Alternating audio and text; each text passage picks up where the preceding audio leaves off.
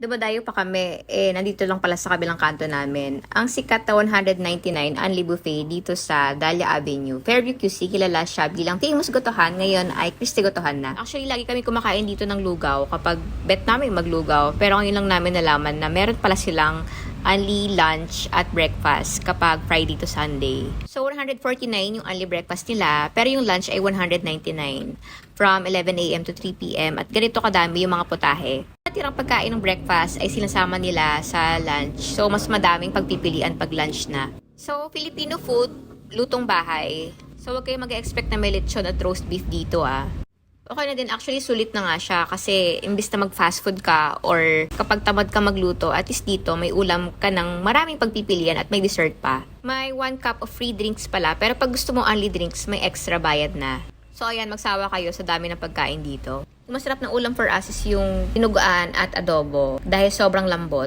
At sa dessert naman, yung kasaba. Mga 11 a.m. kami pumunta kasi para maunahan namin syempre yung mga ibang kakain. Pero pagdating ng 11:30 to 12, ang dami ng tao, puno na yung lugar nila. Talagang dinadayo pala talaga dito.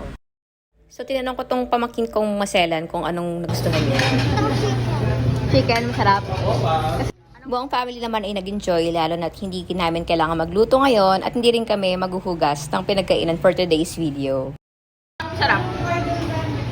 Dinuguan, adobo, kasaba. So sana nagutom kayo sa video to. Yun lang, bye-bye!